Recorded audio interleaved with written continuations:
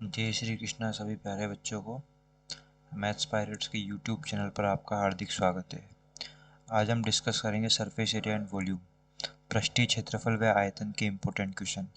तो सबसे पहले आपको ये सारे जो सूत्र है वो याद होने चाहिए, है ना। जैसे घनाभ है, घनाभ, ये घनाभ होता है, ठीक है।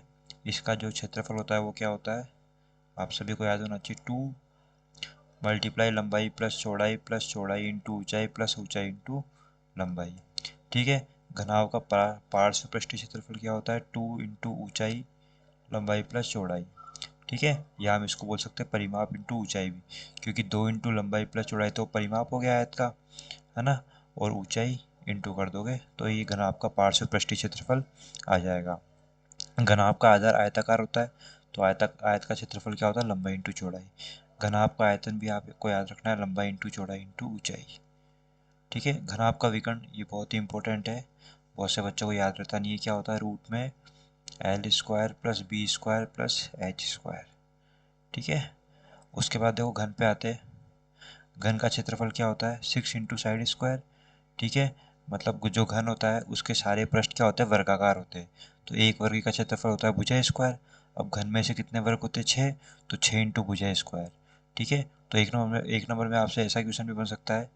देखो जैसे ये घन है, घन में कितने शीट्स होते हैं, कितने कोने होते हैं, तो 1 2 3 4 5 6 7 8 होते हैं। कितने शीट्स होते हैं, कितने वर्टेक्स होते हैं, 8 होते हैं। कितनी भुजाएं होती है, एज किनारे कितने होते हैं, तो 12 होते हैं। ये जितनी भी लाइनें आप सब इनको काउंट कर लो, 1 2 3 4 5 6 7 8 9 10 11 12, ठीक है। और इसमें एक और चीज़ बनती है, कितने फेस होते हैं, कितने पृष्ठ होते हैं, तो 6 पृष्ठ होते हैं। आपकी जो भी रूम की जो वॉल है उनको काउंट कर लो, कितने कितनी वॉल होगी। एक तो ऊपर की वॉल होगी दीवार, एक नीचे की दीवार होगी, है ना, मतलब नीचे वाला जो होगा, और एक लेफ्ट साइड की दीवार, एक राइट साइड की, और एक आपके पीछे की और एक सामने की, टोटल 6 दीवार होती है, ठीक है। तो एक नंबर में ये भी बन सकता है, और एक नंबर में ये क्वेश्चन भी बन सकते हैं, है ना। मतलब जो सूत्र है वो आपसे पूछ सकता है, तो आप इन सूत्रों को डायरेक्ट याद करिए। और इस चैप्टर में ऐसा है, अगर आपको ये सूत्र याद नहीं होंगे तो आप सवाल भी नहीं कर पाओगे, तो इसलिए सूत्र याद होना बहुत ही ज़रूरी है, ठीक है। ऐसे घन का आधार जो होता है वो वर्गाकार होता है, तो उसका क्षेत्रफल हो जाएगा भुजा स्क्वायर। घन का आयतन भुजा क्यूब, ठीक है। घन का विकर्ण, देखो यहाँ पे ये मिसप्रिंट है।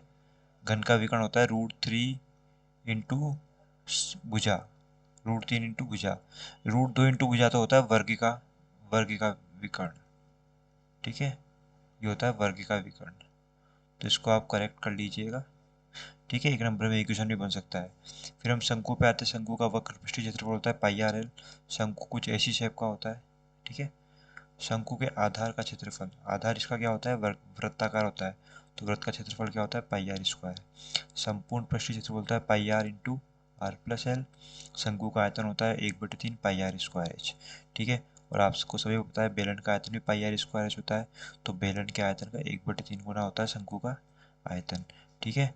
एक आपको ये एल, एल का मतलब होता है यहाँ तिर्यक ऊंचाई, ये जो साइड दिख रही है आपको ये तिर्यक ऊंचाई है। तो एल आर और एच में संबंध क्या होता है, एल बराबर √r square plus H square. ऐसे ही बेलन पे आते हैं। बेलन की शेप कैसे होती है, बेलन ऐसा होता है आपका सिलेंडर जिसको हम बोलते हैं, ठीक है। इसका जो वक्र पृष्ठीय क्षेत्रफल होता है वो होता है 2πr/h। इसका आधार वृत्ताकार होता है, तो वृत्त का क्षेत्रफल तो पाई आर स्क्वायर होता है। संपूर्ण पृष्ठीय क्षेत्रफल होता है 2πr/h प्लस आर, और बेलन का आयतन होता है पाई आर स्क्वायर एच, ठीक है। अब आते हैं हम गोले पे। गोला, ठीक है। गोले का क्षेत्रफल क्या होता है, 4πr²। गोला कुछ इस तरीके का होता है, ठीक है। आपने जो फुटबॉल देखी होगी, बॉल देखी होगी क्रिकेट की, वो सभी गोलाकार है, ठीक है। अर्धगोले का वक्र पृष्ठीय क्षेत्रफल, गोले को अगर अपन बीच में से काट देंगे तो अर्धगोला बचेगा, ऐसा, ठीक है। इसका क्षेत्रफल हो जाएगा 2πr²। पर अगर अर्धगोले के संपूर्ण पृष्ठीय क्षेत्रफल की बात करेगा तो 3πr² होगा। ये कैसे हुआ, देखो अर्धगोले का तो 2πr² हो गया, अब संपूर्ण में ये वाला पार्ट भी इंक्लूड होगा, ये वाला वृत्त, तो इस वृत्त का क्षेत्रफल होता है πr²। तो 2πr² में जब πr² ऐड करोगे तो कितना आ जाएगा, 3πr²। तो इसको ध्यान रखना, एक नंबर में इक्वेशन बन सकता है। गोले का आयतन 4/3πr³ और अर्धगोले का आयतन 2/3 πr³, ठीक है। ये सभी सूत्र आपको याद होनी चाहिए। चलो चलते हैं आगे क्वेश्चन की तरफ, कैसे आपके क्वेश्चन बन सकते हैं। पहला क्वेश्चन, एक शंकु की त्रिज्या दे रखी है 6 सेंटीमीटर, ऊंचाई दे रखी है 8 सेंटीमीटर, शंकु की त्रिज्या ऊंचाई निकालो। जैसा कि अभी आपको बताया, त्रिज्या का मतलब हो गया आर और ऊंचाई एच हो गया 8 सेंटीमीटर। त्रिज्या की ऊंचाई मतलब एल हमको ज्ञात करना है। ठीक है, तो अभी आपको बताता है एल का सूत्र क्या होता है, रूट में R square plus H square. यहाँ मान रख दो, आर का मान 6 रख दो, ऊंचाई का मान 8 रख दो। 6 का वर्ग 36 हो गया, 8 का वर्ग 64 हो गया। 64 और 36 कितना हो गया 100, 100 का वर्गमूल कितना हो गया 10, तो त्रिज्या की ऊंचाई कितनी आ जाएगी 10 सेंटीमीटर। नेक्स्ट क्वेश्चन, समान ऊंचाई में त्रिज्याएं R1 में R2 के शंकु के आयतनों में अनुपात क्या होगा। तो देखो दो शंकु है, उनकी ऊंचाई क्या है, ऊंचाई समान है। अगर ऊंचाई समान है तो मैंने दो शंकु बना लिए ऐसे, इनकी ऊंचाई दोनों की क्या है h है, तो समान है इसलिए h लिख दिया। त्रिज्या क्या है, एक की R1 है और एक की R2 है, तो इस शंकु की त्रिज्या को हमने R1 बोल दिया, इस शंकु की त्रिज्या को हमने R2 बोल दिया। अब इन दोनों शंकुओं के आयतन का अनुपात पूछ रहा है, तो इस शंकु का आयतन मैंने V1 मान लिया, इसका आयतन V2 मान लिया, इन दोनों का अनुपात हमको निकालना है, तो हम V1 अपन V2 कर लिया, अनुपात निकालना है तो। ठीक है, अब जो पहला वाला शंकु है जिसका आयतन V1 है, उसका आयतन क्या होगा 1/3 पाई आर स्क्वायर एच होता है, और इस वाले शंकु की त्रिज्या क्या है R1, तो R1 स्क्वायर कर दिया, और इस शंकु की ऊंचाई क्या है h है, तो h लिख दिया। सिमिलरली नीचे दूसरा वाला शंकु, इसका आयतन क्या होगा 1/3 पाई आर, आर कितनी है शंकु की R2, तो R2 और स्क्वायर, और इस शंकु की ऊंचाई भी कितनी है h है, क्योंकि दोनों की ऊंचाई क्या समान है इसलिए हमने इसको h मान लिया। अब ध्यान से देखिए 1/3 पाई से 1/3 पाई कट जाएगा, h से h कट जाएगा, तो क्या बच गया R1 स्क्वायर बटे R2 स्क्वायर, तो इसका आंसर हो जाएगा ऑप्शन बी R1 स्क्वायर अनुपात R2 स्क्वायर। ठीक है, ये अनुपात वाले क्वेश्चन इंपॉर्टेंट हो सकते हैं। देखो ऐसे 4-5 क्वेश्चन है यहाँ पर, आज हम डिस्कस करेंगे। दो गोलों की त्रिज्या 1:2 है, तो फिर से हमने अनुपात वाला दे रखा है तो हमने दो गोले बना लिए, एक गोला जिसकी त्रिज्या R1 मान ली, दूसरा गोला जिसकी त्रिज्या R2 मान ली। अब हमको R1 R2 माना है, तो R1 अपॉन R2 को कितना दे रखा है 1/2, क्वेश्चन में दिया हुआ है। दोनों गोलों की त्रिज्याओं का अनुपात कितना है 1/2। उनके पृष्ठीय क्षेत्रफल का अनुपात क्या होगा, तो इस गोले का पृष्ठीय क्षेत्रफल को मैंने S1 नाम दे दिया सरफेस एरिया, इस गोले के पृष्ठीय क्षेत्रफल को S2 नाम दे दिया, तो S1 अपॉन S2 हमको ज्ञात करना है ना, क्षेत्रफलों का अनुपात। तो पहले वाला जो गोला है उसका क्षेत्रफल क्या होगा, गोले का क्षेत्रफल क्या होता है 4 पाई आर स्क्वायर, तो 4 पाई, इस गोले की त्रिज्या क्या है R1, तो R1 स्क्वायर। दूसरे वाले गोले का क्षेत्रफल क्या होगा 4 पाई R2 स्क्वायर, 4 पाई से 4 पाई कट गया, क्या बचा R1 square upon R2 square. हमको R1 अपॉन R2 का मान दिया हुआ है, तो इसको हम ऐसे ले सकते हैं R1 अपॉन R2 का होल स्क्वायर, दोनों के ऊपर स्क्वायर है तो हमने इसको एक ही स्क्वायर में लिख लिया। हमने क्या लिखा इसको R1 अपॉन R2 का होल स्क्वायर। अब R1 अपॉन R2 का मान क्या है 1/2, तो यहाँ 1/2 रख दिया। अब एक का वर्ग 1 हो गया, 2 का वर्ग 4 हो गया, तो इनके पृष्ठीय क्षेत्रफल का अनुपात कितना आ गया 1/4। नेक्स्ट क्वेश्चन, एक गोले का व्यास दिया हुआ है 6 सेंटीमीटर, व्यास दिया हुआ है तो त्रिज्या कितनी आ जाएगी 3 सेंटीमीटर। ठीक है, गोले का आयतन, गोले का आयतन क्या होता है 4/3 पाई आर क्यूब, यहाँ पे 4/3 पाई एज इट इज। अब ऑप्शन को ध्यान से देखिए, सब ऑप्शन पाई की फॉर्म में है, तो आपको पाई का मान नहीं रखना है यहाँ पे, और आर का मान 3 रख दो, 3 का क्यूब। ठीक है, तो एक 3 से एक 3 कट जाएगा, 3 की घात 2 बचेगी यहाँ पे, 3 की घात 2 हो गई 9, 9 को 4 से गुणा किया 36, 36 पाई इसका आंसर हो गया। ठीक है, तो आप ये वाले क्वेश्चन तभी कर पाओगे जब आपको सूत्र याद होंगे, तो सबसे पहली प्रायोरिटी ये कि आप सारे सूत्र याद करिए। नेक्स्ट, एक बेलन का आयतन दिया हुआ है 30 पाई सेंटीमीटर क्यूब, और आधार का क्षेत्रफल दिया हुआ है, तो बेलन की ऊंचाई ज्ञात करनी है। तो बेलन के आयतन को मैंने V मान लिया, V कितना दिया हुआ है 30 पाई, V मतलब वॉल्यूम, और आयतन क्या होता है बेलन का पाई आर स्क्वायर एच, वो दिया हुआ है 30 पाई। ठीक है, ऐसे हमको आधार, बेलन का जो आधार होता है, ये बेलन होता है, इसका आधार क्या होता है वृत्ताकार, तो वृत्त का क्षेत्रफल कितना है पाई आर स्क्वायर। ठीक है, तो पाई आर स्क्वायर हमको कितना दिया हुआ है 6 पाई, तो हमने यहाँ मान रख दिया। अब हमको निकालना है ऊंचाई, तो हम क्या करेंगे समीकरण 1 को समीकरण 2 से डिवाइड कर देंगे। डिवाइड करने पर क्या होगा, देखो ये जो एल एच एस वाला पार्ट है पाई आर स्क्वायर एच, ये इससे डिवाइड होगा। ठीक है, पाई आर स्क्वायर एच मतलब इन दोनों को डिवाइड करेंगे हम, तो पाई आर स्क्वायर एच अपन पाई आर स्क्वायर हो जाएगा, और आर एच एस वाला पार्ट भी क्या हो जाएगा 30 पाई अपन 6 पाई। अब देखो एक पाई से एक पाई कट गया, आर स्क्वायर से आर स्क्वायर कट गया, क्या बच गया इधर एच, यहाँ पाई से पाई कट गया, 6 से 30 कट गया 5 बार, तो ऊंचाई का मान कितना आ गया 5 सेंटीमीटर। ठीक है, भुजा 7 सेंटीमीटर वाले घनाकार ब्लॉक के ऊपर एक अर्धगोला रखा हुआ है, ये मैंने घनाकार ब्लॉक बना दिया यहाँ पे। ठीक है। इसके ऊपर एक अर्धगोला रखा हुआ है, ठीक है। अब अर्धगोला देखो ऐसे भी हो सकता है, जैसे अपन ने एक ही घर बनाया है यहाँ पे, है ना, घर बनाया है। अब अर्धगोला ऐसे भी हो सकता है ना। पर ये क्या बोल रहा है, अर्धगोले का अधिकतम व्यास क्या हो सकता है। तो अधिकतम व्यास कितना होगा, देखो अर्धगोला इसके ऊपर रखा हुआ रहेगा तो इसकी पूरी जो भुजा है उसको घेर के रखेगा वो, है ना। तो जितनी घन की भुजा होगी उतना ही इसका अधिकतम क्या हो सकता है, व्यास हो सकता है, क्योंकि ये पूरे को टच करेगा यहाँ पे, ठीक है। उससे ज़्यादा हो नहीं सकता। तो जितनी भुजा होगी घन की उतना ही अधिकतम इसका क्या होगा, व्यास होगा। तो व्यास क्या हो जाएगा इसका, 7 सेंटीमीटर। अगर अधिकतम इसकी त्रिज्या पूछता तो त्रिज्या क्या हो जाती, 7/2, 3.5 सेंटीमीटर। नेक्स्ट क्वेश्चन, घन का आयतन दे रखा है हमको। तो घन का आयतन क्या होता है, आप सभी जानते हैं, भुजा क्यूब होता है। तो भुजा को हमने माना, घन की भुजा को हमने x मान लिया, इसलिए मैंने यहाँ पे x लिख दिया। माना घन की भुजा बराबर x सेंटीमीटर। तो घन का आयतन क्या होता है, भुजा क्यूब, मतलब x क्यूब हो जाएगा। तो उसका मान दिया हुआ है अपन को 125। अब 125 यहाँ पर क्यूब है, तो 125 को हम किसका क्यूब ले सकते हैं, 5 का। तो भुजा कितनी आ जाएगी, तुलना करने पर 5 सेंटीमीटर आ गई। अब ये बोल रहा है इसके एक फलक का क्षेत्रफल। घन का फलक जो होता है वो वर्गाकार होता है, आप सभी जानते हैं। तो इसका मतलब वर्ग का क्षेत्रफल हमसे पूछ रहा है। तो वर्ग का क्षेत्रफल क्या होता है, भुजा स्क्वायर। तो भुजा कितनी है हमारी, 5, तो 5 का स्क्वायर कर दो, 25 इसका आंसर हो जाएगा। नेक्स्ट, दो बेलनों के आधार की त्रिज्याओं में 2:3 का अनुपात है, वे ऊंचाइयों में 5:3 का अनुपात है। तो बच्चों देखिए, दो बेलन हमको दे रखे, ठीक है, ऐसे दो बेलन हमको दे रखे, दोनों की त्रिज्या अलग अलग है, ऊंचाई भी अलग अलग है। तो इसकी त्रिज्या हम बोल देते हैं R1 है, इसकी त्रिज्या क्या बोल देते हैं हम, R2 है। इसकी ऊंचाई हम H1 बोल देते हैं, इसकी ऊंचाई H2 बोल देते हैं। आयतन का अनुपात ज्ञात करना है, तो इसका आयतन V1, इसका आयतन V2 बोल देते हैं। अब बोल रहे हैं इनकी त्रिज्याओं में कितने का अनुपात है, 2:3 का।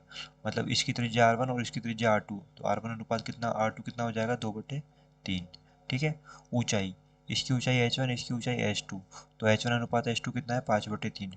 अब आयतनों का अनुपात पूछ रहा है, मतलब V1/V2 पूछ रहा है।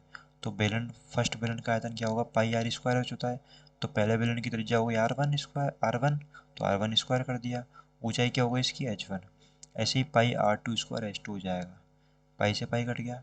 R1 स्क्वायर/R2 स्क्वायर को हम R1/R2 का होल स्क्वायर लिख सकते हैं, और साथ में H1/H2। R1/R2 का मान अभी यहाँ पे था हमारा 2/3, को यहाँ रख दो, 2/3 का स्क्वायर हो जाएगा, इंटू H1/H2 दे रखा है 5/3, ऐसे कैसे रख दिया।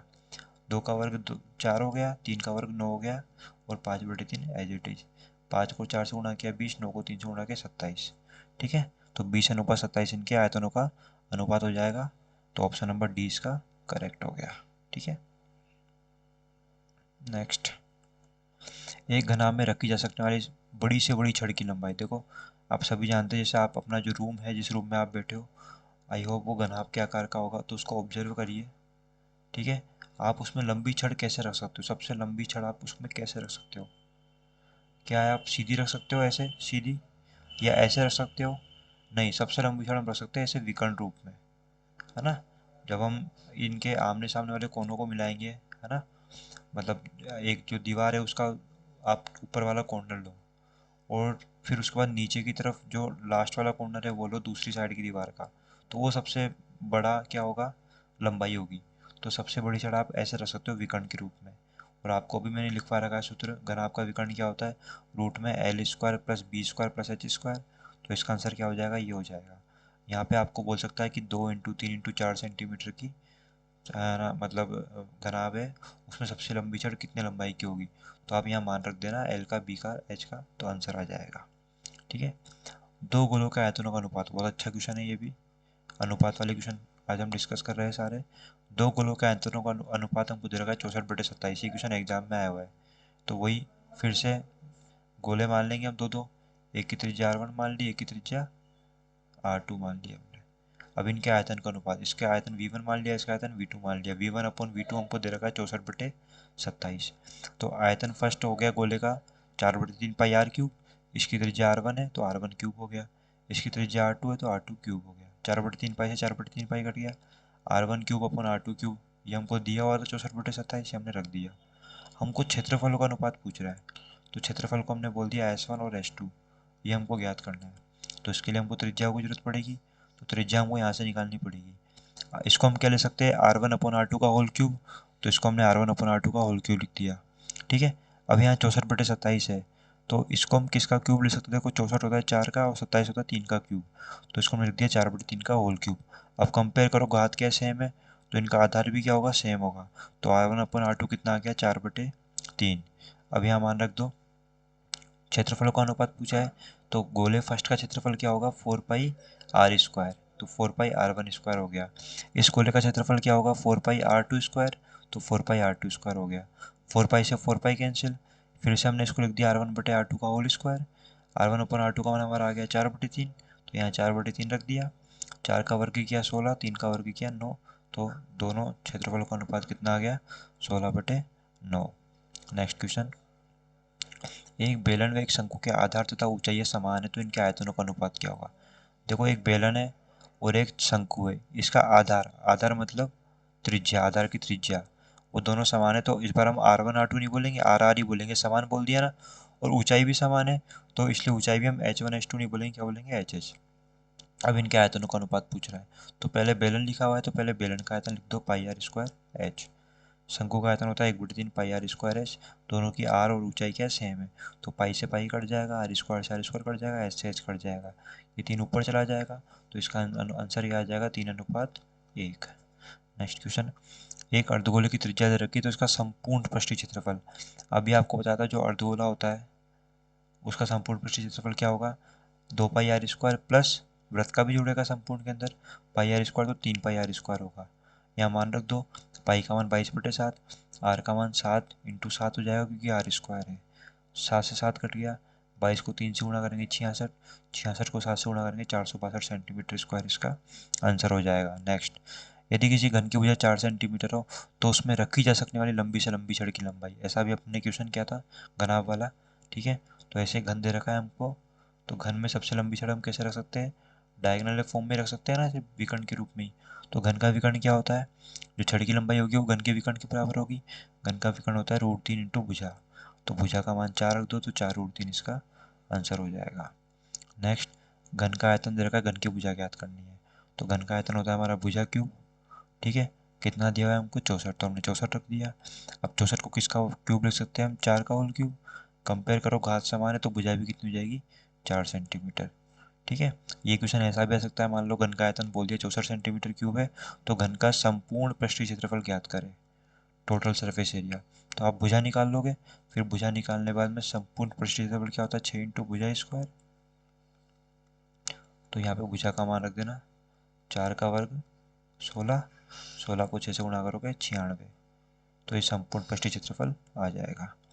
यदि एक बेलन की ऊंचाई दे रखें वो 11 सेंटीमीटर, 11 सेंटीमीटर इसकी ऊंचाई है, लघु पृष्ठीय क्षेत्रफल का मतलब हो गया वक्र पृष्ठीय क्षेत्रफल, वो कितना होता है 2πrh, तो 2πrh हमको दे रखा है 968, त्रिज्या पूछ रहा है, तो यहाँ पाई का मान रख दिया 22/7, आर ज्ञात करना है, एच का मान रख दिया 11 बराबर 968, आर ज्ञात करना है, इसको इधर ही छोड़ दो, बाकी सबको उधर भेज दो, तो 7 डिवाइड में 968 के साथ में मल्टीप्लाई में हो जाएगा, बाकी 11, 22 और 2 ये तीनों डिवाइड में आ जाएंगे। ठीक है, अब इसको कैंसिल कर लो, देखो 22 से इसको कैंसिल करो, 22 4 जा 88 है ना, 22 चौक 88, कितना बचा 8 बचा, तो 22 चौक 88 हो जाएगा। 11 को इससे काट लो 4 बार, 2 को 4 से काट लो 2 बार, 2 × 7 कितना हो जाएगा 14 सेंटीमीटर, त्रिज्या हो जाए, त्रिज्या कितनी आ गई 14 सेंटीमीटर। नेक्स्ट, एक गोले का पृष्ठीय क्षेत्रफल दे रखा 324 पाई सेंटीमीटर², तो आयतन क्या होगा, तो गोले का पृष्ठीय क्षेत्रफल क्या होता है 4πr², इसको हमने 324 पाई के बराबर रख दिया। ठीक है, अब देखो आंसर भी पाई की फॉर्म में, तो हमको पहले त्रिज्या निकालनी पड़ेगी आयतन के लिए, तो पाई से पाई कट जाएगा, ये 4 डिवाइड में चला जाएगा इसके, 4 8 32, 4 एकम 4, तो 81 आ गया। वर्ग किसका वर्गमूल लगा देंगे यहाँ पे, स्क्वायर हटा के, तो 81 हो गया, 81 का वर्ग कितना हो गया 9, वो सॉरी 81 का वर्गमूल क्या हो गया 9 सेंटीमीटर। ठीक है, अब आयतन ज्ञात करना है, आयतन होता है 4/3 πr³, यहाँ पे आर का मान रख दिया 9, तो 9 × 9 × 9 हो गया, 3 से 9 कर दिया जाएगा 3 बार, इन सभी को जब आप मल्टीप्लाई करोगे तो आंसर आ जाएगा 972 पाई सेंटीमीटर³। बेलन की त्रिज्या है वो ऊंचाई हमको दे रखी है, आयतन ज्ञात करना है, तो देखो आप देख रहे होंगे कि सारे क्वेश्चन सूत्र बेस्ड पर ही है, तो सूत्र याद होने चाहिए। तो आयतन होता है बेलन का πr²h, पाई का मान 22/7, आर कितना है 7 × 7, एच है 30, 7 से 7 कट गया, 22 को 7 से गुणा करेंगे 154 इंटू 30, इसको गुणा करेंगे तो आयतन कितना आ जाएगा 4620 सेंटीमीटर क्यूब। नेक्स्ट देखो रिक्त स्थान में कैसे कैसे क्वेश्चन आ सकते हैं। घनाभ के एक रिक्त स्थान में सूत्र भी बन सकते हैं, ठीक है। अब यहाँ हमसे पूछ रहा है घनाभ के आमने सामने के फलक होते हैं, तो घनाभ के आमने सामने के फलक आप सभी जानते हैं क्या होते हैं, बराबर होते हैं, समान होते हैं, ठीक है। क्योंकि घनाभ के सारे फलक क्या होते हैं, आयताकार होते हैं। और आमने सामने के फलक, आप इसको ऐसे समझ सकते हो जैसे आपका रूम है, आपका एक कमरा है, उस कमरे में आप आपके आगे वाली दीवार देखो और पीछे वाली दीवार देखो, दोनों की साइज सेम ही है ना। ऐसे लेफ्ट और राइट साइड वाली भी देख सकते हो आप, है ना, बाएं दाएं वाली, वो भी क्या सेम है। तो आमने सामने के फलक क्या होते हैं, समान। ऊपर नीचे की भी आप देख सकते हो दीवार, है ना, नीचे का फर्श और ऊपर की दीवार दोनों क्या है, सेम है, ठीक है। तो इसका आंसर हो जाएगा सेम, समान या बराबर। घन के कितने शीर्ष होते हैं, तो आपको बताया था मैंने, घन के 8 शीर्ष होते टोटल, ठीक है। दो घनों को जोड़ने पर कौन सी आकृति प्राप्त होती है, देखो दो घनों को अगर अपन जोड़ते हैं, जैसे ये दो घन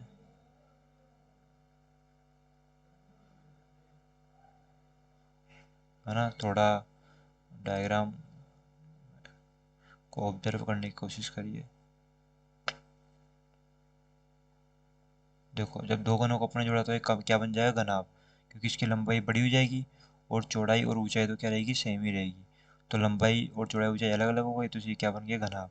तो दो घनों को जोड़ने पर क्या बनता है, घनाभ बनता है, आप याद रखिएगा। एक वृत्त को इसके व्यास की इर्द गिर्द घुमाने पर, तो सबसे पहले एक वृत्त बनाइए, वृत्त आप सभी जानते हैं 2D शेप है, इसका व्यास ही हो जाएगा।